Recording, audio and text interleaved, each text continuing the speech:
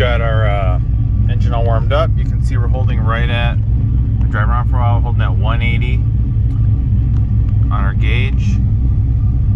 And we're seeing 192, 194, 195 on the screen. And then the other thing that we're finding is on the oil pressure on the gauge here, it says 40 psi at idle. And over here we're seeing 24. So so that's telling me we need to look at a couple things here. So let's go out and take a look at what we've done. Plus, let's hear the exhaust.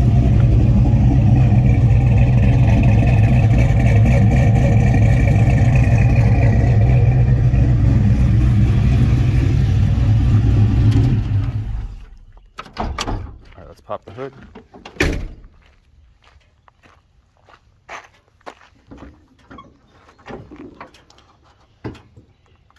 So this is our LS swapped OBS truck here, and all we've done here, okay, so over here, let's talk about the temperature, okay?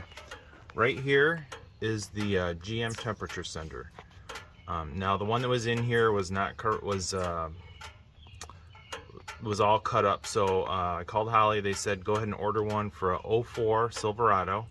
So I did, I put that in. So that's the factory spot in the passenger side of the block. Now, if you watch some of our other videos, it shows you, here's our new vintage temp sender on the other side of the head. This is the one that feeds the gauge. Now, typically, this is farthest away from the inlet, so you would think this would run hotter, but it seems to be running cooler. So what this is telling me is a couple of things. One, either this is the wrong sender. Two, I've got the settings set up wrong in the Terminator X software. Or three, this sender isn't quite correct. So this could be an off-brand sender. I think I just got the one I could find. I didn't buy a good wrench piece. So what I'm going to do is I'm going to order a GM genuine part, put that in there and see if that fixes it. I'm pretty sure that'll fix it. However, now it thinks it's running hotter than it actually is, so that is affecting the air-fuel ratio, which is not where I am putting it at the temperature. So that's how this can affect your tuning. And we would never know that if we didn't have standalone gauges. The second thing is oil pressure. So this is where the factory sender is back here. And if you look at some of our other videos, you'll see how to install that. We've got the sender back here for the oil pressure running the Terminator X. What leads us to believe that that is not correct is we use the same pressure sender, just like a cheapo Amazon one, on our fuel pressure. And when we did that, they're both 100 psi. I set them up in the Terminator X software. This was reading about half. It was reading about 20 psi of fuel pressure, which means the engine wouldn't run, and it ran fine. So we put the new vintage transducer on here, and it reads perfectly now. So we're going to do the same thing on the oil pressure sender, and that should alleviate that problem. Now, we wouldn't know that if we didn't have standalone gauges. We would have been struggling with, why is our oil pressure low, putting thicker oil in, pull the engine, start looking at bearings and oil pumps. So the standalone gauges actually saved us a bunch of work. And we have the secondary sender right down there on the little port that's next to oil filter. And this applies to all engines. So that's the two reasons why we're going to run these two senders. So all we did was it took us probably 15-20 minutes, install these two senders, run the wires into the cab, and that's it. And then as far as the rest,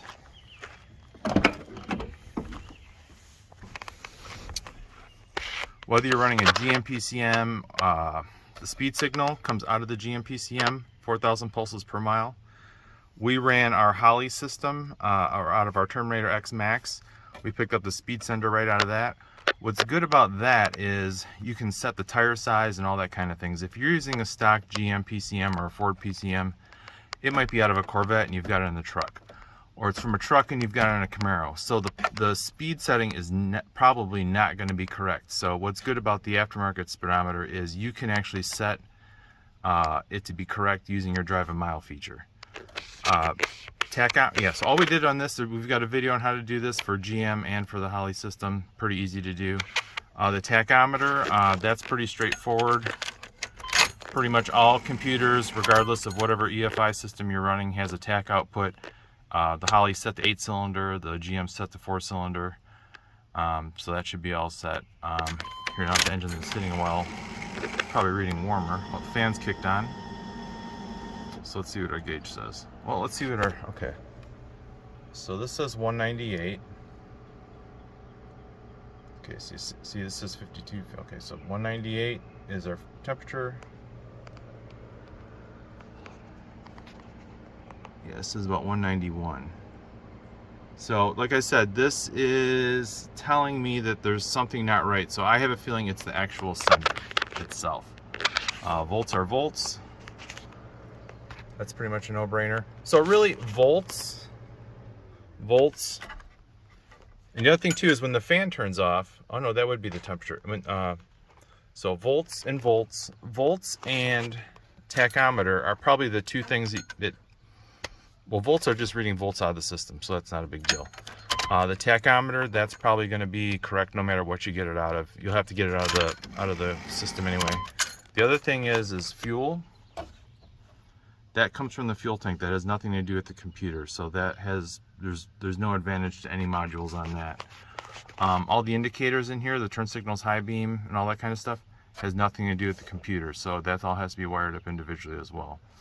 Okay, so let's go through. Okay, so now that we've seen why, or now that we've done our gauge install and everything's working great, now we're seeing some discrepancies. Let's go dig into in the next section as to why we want to do it this way, and then what are we going to do to remedy these things. All right, we've looked into this to why we're seeing some discrepancies. Let's dig in a little further and go through some of the whys. Can I run a module? Can I not run a module? Things like that. So the first question that's always asked every single time is, are these plug and play? Unfortunately, there's not any manufacturer or way to make a plug and play gauge kit. This is something the installer needs to build for each kit, the harness for each vehicle. Luckily, New Vintage has 12 inches of color-coded wiring with pre-terminated plugs to splice in and make your own harness. Or you can use an aftermarket harness. We'll see that on the next slide. So you see here in the image, you can see the New Vintage color-coded wiring. Those just plug in, you just splice those into the factory plug or wires, or you can build into your harness. Then the minor gauges just plug into those. You don't need to run a separate box or module. You don't need to wire up a module and then wire that to the gauges. It's all incorporated. And then if you ever need to remove the cluster or while you're doing some things, you can just unplug those two plugs and pull the whole thing out. It's already there for you, and that's how it looks when you're done. It's that clean. Just a few zip ties and it looks great. And based on 20 years of experience of trying to find an easier way to plug in the wiring gauges, there's some limitations to why there are not any plug and play kits, especially for trucks. So the first thing is there's just too many variations, from a dash with a tack, with no tack, a diesel, a gas, 2 tanks, 1 tank, heavy duty, medium duty, light duty. So a couple things is, yes, could some plugs be made for those? Of course. However, would the end user know which one to get? Sometimes these things are in pieces. Sometimes someone else has done something. There's just too many variables for it to be a consistent item that's going to work every time. For example, on our shop truck, we have a 94 non-tack dash. I think they had a tack in 96, 1 year only, or 97. So those are different. The diesels have some of the pins on the other side, so it's virtually impossible to have a plug for a vehicle, just because there's too many variables. And for someone to order something and then install it and then wire it up and then it's the wrong one, that's even worse than having to start from scratch. And then manufacturers researching and tooling new plugs for hundreds of thousands of vehicles is just not going to be feasible cost-wise. Let's just be realistic here. The end user price just won't justify the 30 to 60 minutes it would save, not to mention issues with the above variations. So let's say a manufacturer spends, $1 million tooling up, researching and tooling, 100 different plugs. These harnesses are going to be, $500, just so that they can make their money back. So let's just be realistic about that. And are you really going to want to spend, a few $100s on some wiring just to save yourself an hour, or even a shop, Shop time is expensive. Those guys can usually bang this kind of thing out pretty quick. And the third thing is, this is always the wild card, is who knows what was going on in the dash with the 2, 3, 10 owners. What have they been doing? I know our shop truck, there's all kinds of weird wires under there. So generally, every time we do an install, we do all new wiring on anything new. We leave the stock vehicle the way it is, and then anything new we add on. Either we put a little mini fuse block, or we run new wires for that new thing that we're putting on. That way, in case there is an issue, we know what was done. It's all color coded. It's all labeled. We're not running it through another wire through the vehicle, and we know what's going on. And it's a lot easier down the road if you want to do anything else. So here's what we talked about briefly in the first slide is the closest thing you're going to find to a plug and play is for some vehicles, there are aftermarket gauge harnesses available with the factory plug. This will still require splicing to wire into the gauges no matter what the brand. So it'll have the plug side on one side and then some color code wiring on the other. So the advantage is the plug pin is already figured out for you, so at least you don't have to figure that part out. If you look at some of our other videos, it shows you how to figure those things out on your own, even without a wiring schematic. I'm not a wiring guru, but even I could figure it out. The color-coded wiring makes this much easier, similar to installing a radio. So if you've done that before, it's the same type of process. The disadvantages to this are you'll only retain the stock features like power, ground, lights, indicators, and fuel level. Depending on the vehicle, it may or may not have a tachometer and other gauges. So we always recommend running a new wire for the tach, speedo, temp, and pressure. That way you absolutely know what's going on. And then any new features will not be on that plug or the harness, so those will have to be wired in anyway. So what that means is, let's say this picture here is for a 55 Chevy. So yours didn't have electronic speedometer, it probably didn't have a tachometer, so those wires aren't going to be there. If you're running an EFI system and you're trying to pull something out of that, like a check engine light, that wasn't there, so you're gonna have to run the wires. So is this really saving you time versus the money? In some cases, yes. In some cases, no. It's really up for you and or your builder to decide, what's the best way to go. All right, so now let's look at what could I get out of the PCM.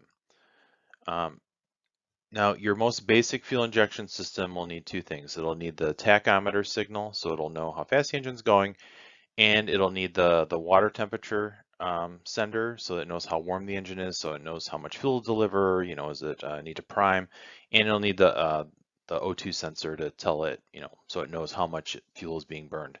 So those are the three things that are going to be coming in. Now coming out, what's going to be available? The tach signal is going to come out of any EFI system, whether it's a Sniper or a Terminator or a GMPCM.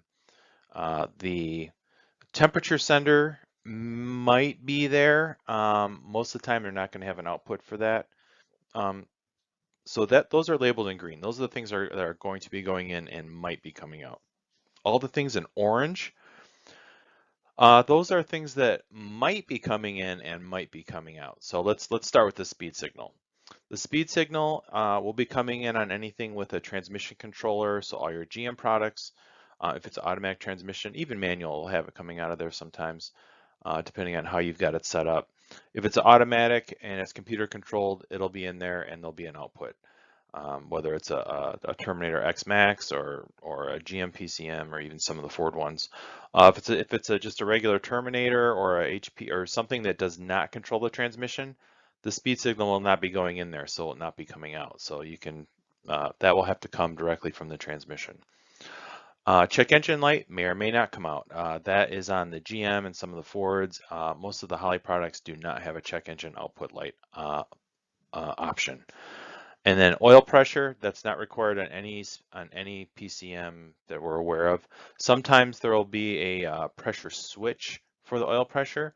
And what that does is once it goes below a certain value, what it'll do is it will turn off the engine. Now the rest of these things, and we'll dig into these more in a minute, no matter what brand gauges you use, no matter what PCM you use, fuel level has nothing to do with the computer. The indicator lights, turn signal, high beam, all that kind of stuff has nothing to do with the computer. So really all those, if you're going to use those, no matter what gauge or screen you use, those all need to be wired up. There's no plug into the vehicle and they all work. Some of these things are on the can, maybe the check engine light, but your turn signals won't be, your high beam won't be, your fuel level won't be. So those all have to be manually wired no matter what. The other two things that are coming in that you might want to get out, and you probably will have to use a module for these if it's even possible, is the air-fuel ratio and the gear position if it's an automatic transmission. Uh, most electronically controlled transmissions know what gear they're in, so in some cases there is the way to get that out of there. Air-fuel ratio, that's actually most of the performance oriented people that I've seen, or racers, they'll just run a separate gauge just so they know exactly what's going on every second. That comes down to some other things we'll cover in a minute. Let's get back to the plug and play question. I buy this box, I plug it in, it works. Well, there are some advantages and some disadvantages to that. So let's go over some of these things. So when should I not use a module on my gauges? And these are all considerations that you have to take into account. And these are, just some information that you can make a decision on. So cost. So why spend the additional $100 to $300 on a box that will save yourself 30 to 60 minutes? Really, that comes down to cost. So if you bought a $300 box and it saved you 30 minutes of wiring, if you think about it, that's $600 an hour. Um, this is something, even if you have a shop do this kind of work, that's, these guys can usually bang this sort of thing out relatively quickly. So is the box going to be more of an advantage or disadvantage? That's really up to you to decide. But if you think about it that way, that per hour cost, it does get expensive. Complexity.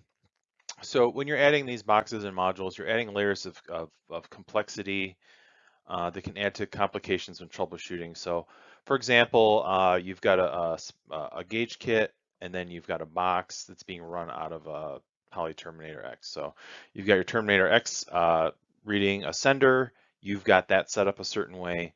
The module has to be set up to read the Terminator X and then output it to the gauges. So that has to be set up a certain way. And then the gauges need to be set up a certain way to receive that signal. So you've got not only three layers of parts that need to be operating correctly, you've got three layers of parts that need to be set up correctly.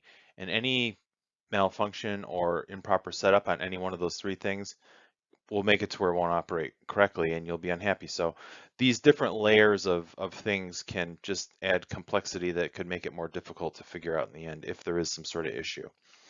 And then the troubleshooting. So in the event that you experience some difficulties, especially when dealing with the CAN bus, there is no way for the average installer or most mechanics to read the data to determine the cause of the problem. So over here you see this complicated diagram here.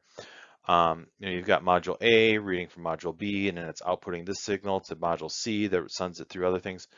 So let's say maybe the data is not coming out. Maybe it's being misinterpreted. Maybe the setting is wrong.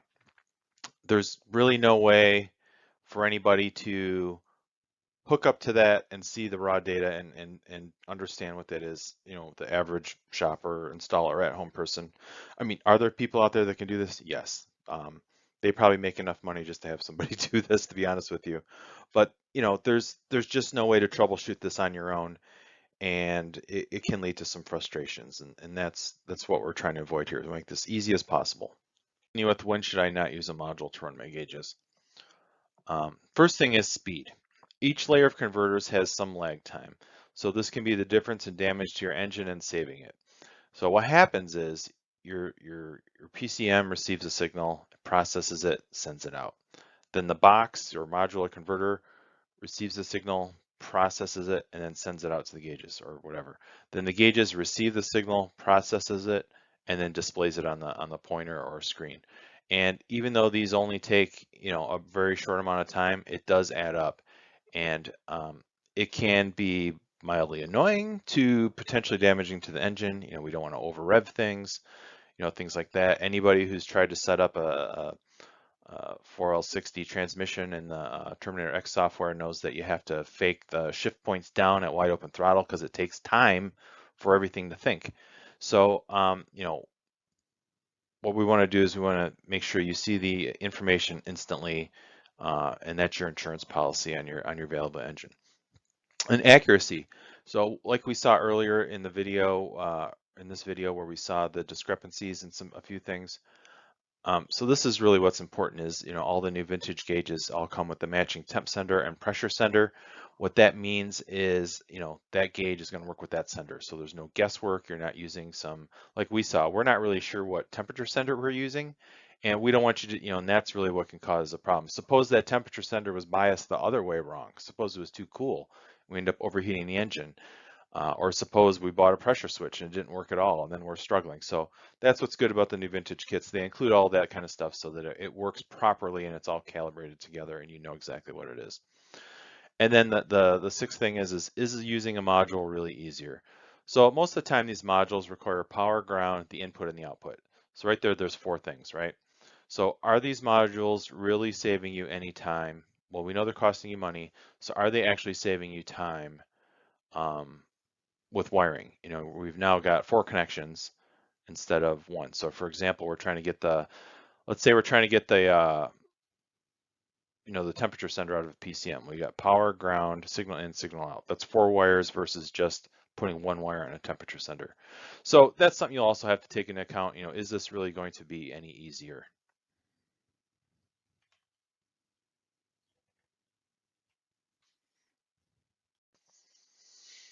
All right, this gets digging a little bit more individually into, my PCM is working great. My engine's running great. I just want to plug in and make it work. So we just talked about accuracy on the last section. So let's see, like, why would a standalone gauge be more accurate than my PCM? Well, your speedometer is the first one that's really easy to find out. So NVU speedometer is easy to calibrate virtually any engine, transmission, fuel tank, car, boat, truck, whatever. So yes, some PCMs do output a speed signal, but has the tuner set up the correct parameters for the speedo to be correct? Tire size, rear end ratio, final drive, all those kind of things. Are you using a junkyard PCM from a Corvette with the 20-inch tires, but now it's a truck with 35-inch tires? Well, there's no need to redo your computer or have it tuned. You can just enter the calibration mode on the speedometer, drive a mile, hit the button, and then it's calibrated. You don't have to go in and do a bunch of settings or send your PCM out to be flashed. And also, a lot of PCMs don't interface with the transmission. So like a manual trans, a TH400, so the speed signal will have to come directly from the transmission anyway. So you'll have to wire that up, regardless.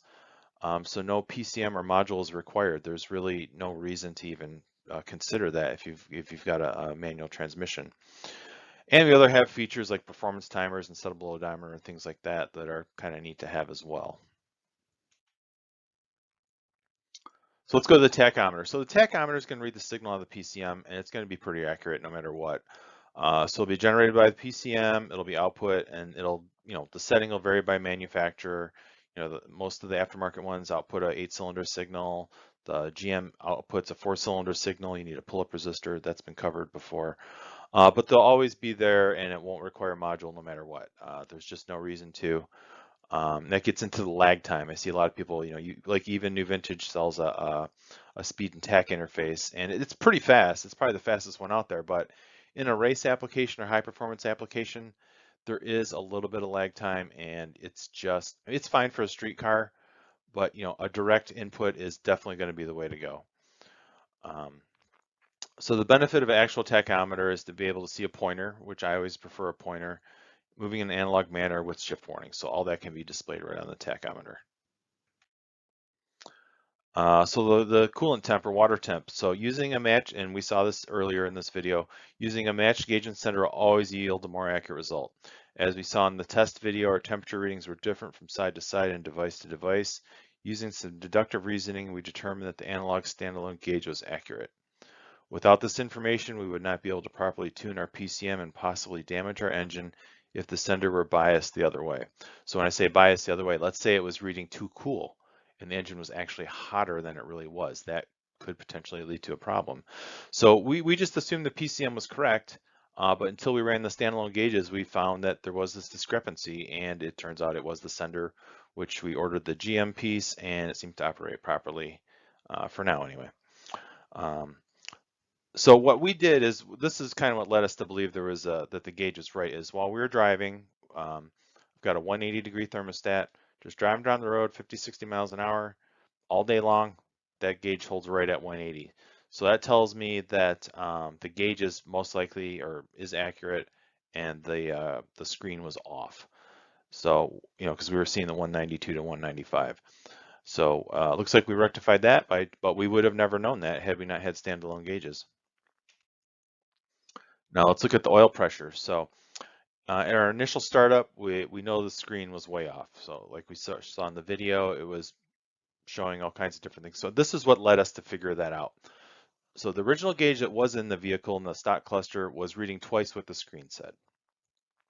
And then we used the same part number and supplier on the fuel pressure, and that was way off too. That was like reading half.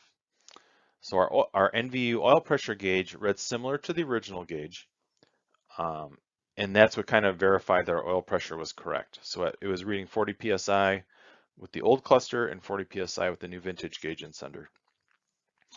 So we installed the new NVU pressure sender for the Terminator, and that ended up correcting the discrepancy. So um, if we had not had standalone gauges, if we assumed the screen was correct, we would have meant tearing into the engine and seeing what was going on. So in this case, this didn't prevent damage, but it sure saved us a lot of work pulling the engine and seeing what was going on when it was actually fine. So that was all, good stuff that we found out. So why would again, we'll dig into this a little bit more. Why would these be more accurate than my PCM? So volts, we talked about that earlier. It's just volts. It's the gauge is reading volts. That's really no big deal. Fuel, this is generally standalone through the body control module on the modern car. This is a separate connection, is always required.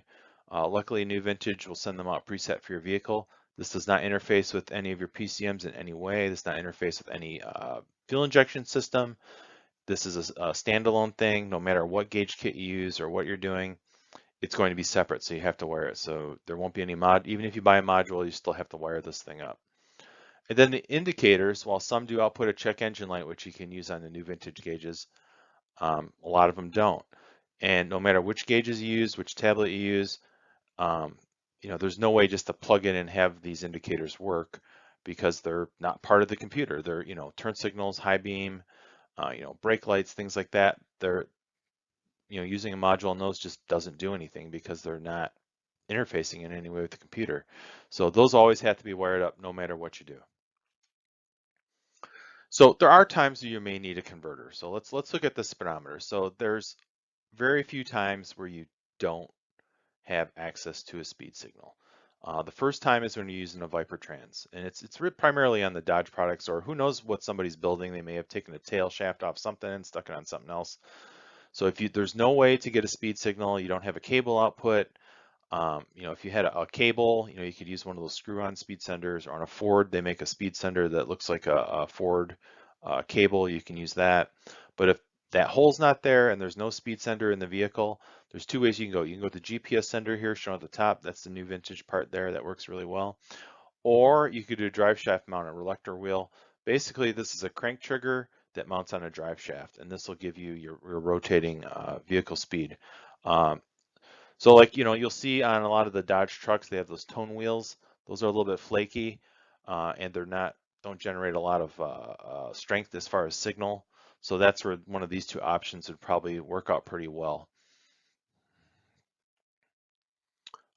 Here's another example when you might need a module, a converter. So on the speedometer, when you need an additional speed signal to run an additional feature, or you need different types of speed signals to operate different things. So like if you look at a GM vehicle, a lot of them have the DRAC box, and that has, an input from the transmission, and then that'll send a signal to the speedometer to make that work, and then the cruise control needs another type, and then there's a few other, things that might output a signal for. There's two ways you can do this. Is don't use the one at the top. That splitter there, while it will split the signal, it's not amplifying it anyway. So whenever you split a sender signal like that, where it's just being split, you're actually degrading the signal and neither item will work properly. So you can use that to send it somewhere else and amplify it, but really the best way to go is use a box like this shown on the bottom, where it'll take the signal in, process it, and then send it back out in the correct format. A little bit of lag time here, not as bad as a CAN bus type deal, but if you have to do something like that and you're not going to rewire like a DRAC box, that's the way to do it, is to use one of those modules. Now, if you're going to pull air fuel ratio out of the PCM, most people use a standalone air fuel ratio gauge. Um, that's something you can do. And then gear position. So all the electronically controlled automatic transmissions know what gear they're in, and there are some modules that'll output that. There's also this thing here down here on the right is a little sender that you can hook up to your transmission so it knows what gear you're in. That's another method to do it. So to wrap this up, using your standalone instruments in your build has some real advantages over the module-based installations: speed, cost, accuracy, just to name a few. And wiring can look a little overwhelming, but New Vintage's exclusive direct drive with the built-in harness makes it about the easiest way you can do it. Then again, if you need any more help, make sure to contact New Vintage USA directly at, you can email them, service@newvintageusa.com, give them a call, or go through Facebook or Instagram Messenger and they'll get right with you.